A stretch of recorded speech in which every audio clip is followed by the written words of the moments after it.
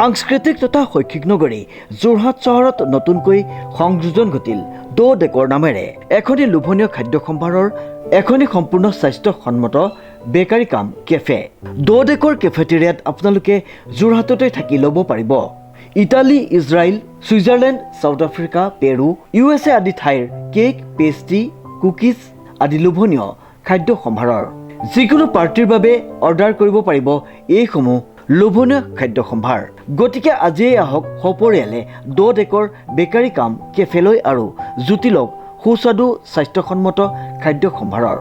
আমাৰ ঠিকনা দো ডেকৰ সঞ্জীৱনী নাৰ্ছিং হোমৰ কাষত AT ৰোড, যোৰহাট।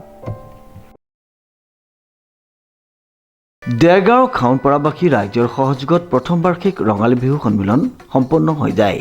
উল্লেখযোগ্য যে গোলাঘাট জিলাৰ দেৰগাঁও চহৰৰ খাউনপাৰাত গত ইংৰাজী 15 এপ্ৰিল বুধবাৰে দিবানৈক্য কাৰ্যসূচীৰে খাউনপাৰাবাসী ৰাইজৰ সহযোগত প্ৰথম বাৰ্ষিক ৰঙালী বিহু সন্মিলন সম্পন্ন হৈ যায়। আজি ঠিক 9 মান বজাৰ পৰা আমাৰ কাৰ্যসূচী আৰম্ভ হৈছে। প্ৰথমতে আমাৰ কাৰ্যসূচী আছিলে পতাকা উত্তোলন। উত্তোলক আছিলে শ্ৰদ্ধাৰ প্ৰভাত মহন্ত ছাৰ। তাৰপিছত আমাৰ স্মৃতিতৰ্পণ অনুষ্ঠান অনুষ্ঠিত হৈছে, লগতে বন্তি প্ৰজ্বলন অনুষ্ঠানভাগিও অনুষ্ঠিত হৈ গৈছে। ক্ৰমান্বয়ে তাৰপিছত আমাৰ মঞ্চলৈ আমি গতি কৰিছোঁ। মঞ্চত আমাৰ মঞ্চভাগী উদ্বোধন কৰিছিলে বিশিষ্ট অধ্যাপক দেৰগাঁও কমল দুৱৰা মহাবিদ্যালয় পূৰ্ণ হাজৰিকা ছাৰে। তাৰপৰা আমাৰ প্ৰতিযোগিতা উদ্বোধন কৰিছে সমাজকৰ্মী গোপাল কৃষ্ণ খাউনদেৱে। তাৰপিছতে আমাৰ চিত্ৰাংকন প্ৰতিযোগিতা আৰম্ভ হৈছে। চিত্ৰাংকন প্ৰতিযোগিতাৰ পিছত টেকেলি ভঙা প্ৰতিযোগিতা আৰম্ভ হৈছিল আৰু ইতিমধ্যে টেকেলি ভঙা প্ৰতিযোগিতা শেষ হৈছে। ভেকচন প্ৰতিযোগিতা আমাৰ মাজত অনুষ্ঠিত হৈছিল। কণ কণ ল'ৰা ছোৱালীবিলাকে ভেকচন প্ৰতিযোগিতাত অংশগ্ৰহণ কৰিছিল।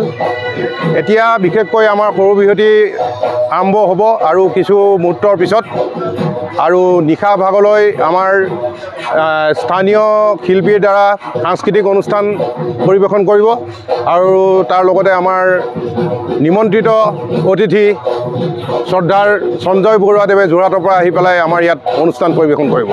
এই উপলক্ষে পুৱা পতাকা উত্তোলন, বন্তি প্ৰজ্বলন, স্মৃতিতৰ্পণ, হুঁচৰি প্ৰদৰ্শন, টেকেলি ভঙা, চিত্ৰাংকন, ভেকচন প্ৰতিযোগিতাৰ পাছতেই সৰু বিহুৱতী প্ৰতিযোগিতা অনুষ্ঠিত হয়। নমস্কাৰ। বিহুৰে বিৰিণা পাতে সমনীয়া, বিহুৰে বিৰি নাহৈ পাত, বিহু থাকে মানে বিহুকে বিনা বা বিহু গ'লে বিনা বাকাক। নমস্কাৰ। আমাৰ বহুত ভাল লাগিছে। এইবাৰ আমি প্ৰথম আয়োজন আমাৰ এই বিহু সন্মিলনৰ। ইয়াত আমাৰ স্থানীয়সকল আছে। আমাৰ ইয়াৰ এই স্থানীয়ৰ পৰা বাহিৰত থকা যিসকল বম্বেত আছে, কোনোবা আছে ডুবাইত, কোনোবা আছে আৰবত, তাৰ পৰা আমাৰ ল'ৰাবোৰ আহিছে। গোটেই পুৰণি বন্ধু বান্ধৱক একেলগ হৈছোঁ। এই বহাগৰ বতৰত সকলো একেলগ হৈ ইমানেই ফূৰ্তি লাগিছে, ইমানেই ভাল লাগিছে। আৰু এয়া হৈছে আমাৰ অঞ্চলৰ, আমাৰ খাউনপাৰাবাসী ৰাইজৰ আশীৰ্বাদ মৰমৰ বাবে। আমি সকলোৱে মৰম বিচাৰোঁ, আশীৰ্বাদ বিচাৰোঁ। আমাৰ এই অনুষ্ঠানটো প্ৰত্যেক বছৰে সুন্দৰভাৱে আমি চলাই যাম বুলি আমি আমাৰ ৰাইজক প্ৰতিশ্ৰুতি দিছোঁ। ইয়াৰ বাবে লাগিব ৰাইজৰ আশীৰ্বাদ, ৰাইজৰ মৰম।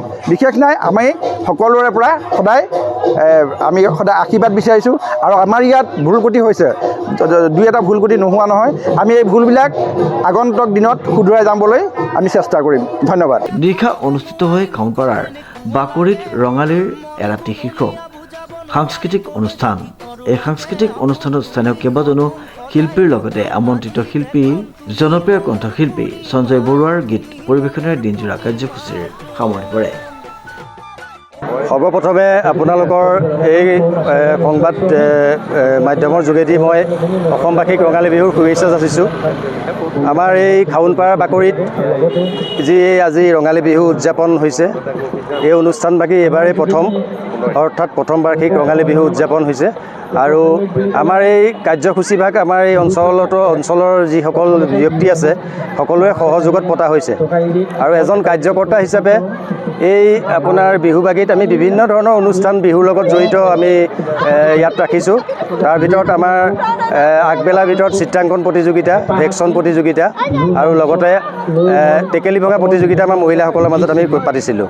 আৰু এতিয়া বৰ্তমান সৰু বিহুৱতী চলি আছে আৰু সাংস্কৃতিক সন্ধ্যা ভাগ ৰাখিছোঁ আমি। সাংস্কৃতিক সন্ধ্যাত আমাৰ নৱপ্ৰজন্মৰ এজন জনপ্ৰিয় গায়ক সঞ্জয় বৰুৱাদেৱে তেওঁ গীতৰ শৰাই আগবঢ়াব।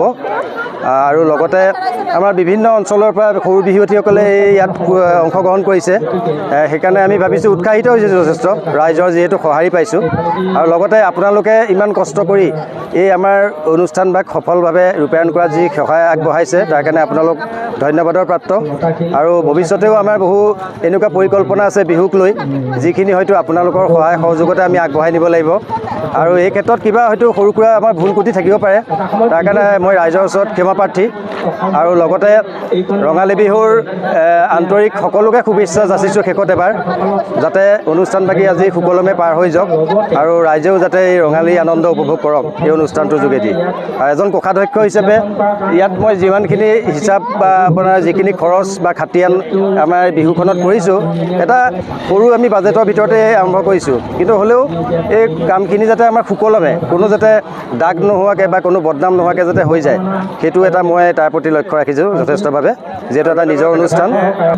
লগতে আমি জলপানীৰ যিহেতু ব্যৱস্থা কৰিছোঁ, আমাৰ এই অঞ্চলত বিভিন্ন ইয়াত উচ্চ শিক্ষিত ব্যক্তি কৰ্মসূত্ৰে বাহিৰত থাকে, তেওঁলোকো বিহু বুলি ঘৰলৈ এপাক আহে। সেইকাৰণে আমাৰ কাৰ্যসূচীভাগ 2 বহাগতে আমি আৰম্ভ কৰিছোঁ আৰু তেওঁলোকৰ লগতো আমি একত্ৰিত হৈ লগে ভাগে এসাঁজ খোৱাৰ ব্যৱস্থাও কৰিছোঁ।